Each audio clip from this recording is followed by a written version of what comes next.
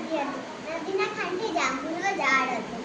તે રોજ વાંદરો જાંબુ ખાતો અને મગરને તે મગર રહેતો હતો ને નદી તે વાંદરાની મગરની બેનની દોસ્તી થઈ ગઈ. તે વાંદરો રોજ મગરને જાંબુ આપતો. એક દિવસ મગરી આટલું જાંબુ લઈ જતો હતો. તે મગરે પહેલા જાંબુ ખાઈ લીધા, પછી મગરી આટલું જાંબુ લેવા છે જાંબુ લઈ લીધા. મગરીએ ખાધા ને તે મગરીને જાંબુ ખાટા લાગ્યા. તે મગરીએ સોચ્યું કે વાંદરા જાંબુ ખાતો હશે તો વાંદરાની કાળજીએ કેટલું ખાટું હશે.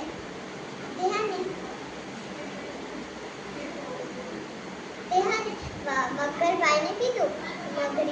મગરભાઈ તમે વાંદરાભાઈને તમે લઈને આવશો કે મને કાળજું ખાવ છે. મગરભાઈ કે ના, મારી દોસ્તી મને સવડે થઈ ગઈ તો મને જોડે આવું ના કરે.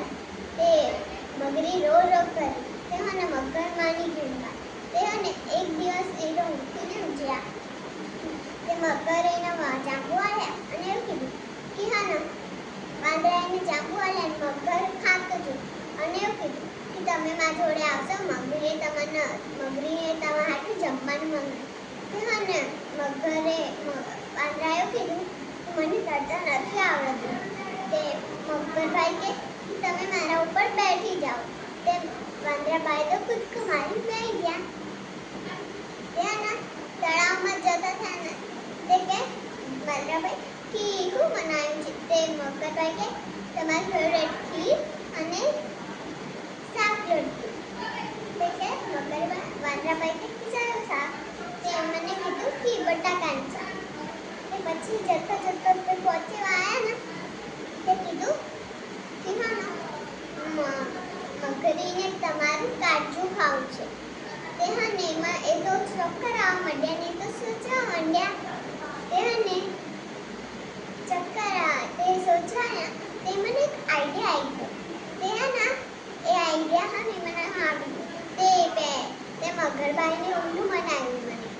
મને એમ કરીને કે મગરભાઈ પહેલા કેવું હતું કે તમને મારું કાળજું તો હું ઝાડ ઉપર ઉકાઈને આવી ગયો છું.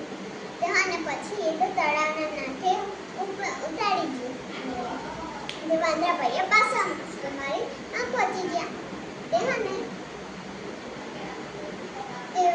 વાંદરાભાઈ કે તમે તો મારી દોસ્તી માન્યા હતા પણ તમે તો મારે તોડી દીધી દોસ્તી. વાંદરાભાઈ કે કદી ઝાડ ઉપર કાળજું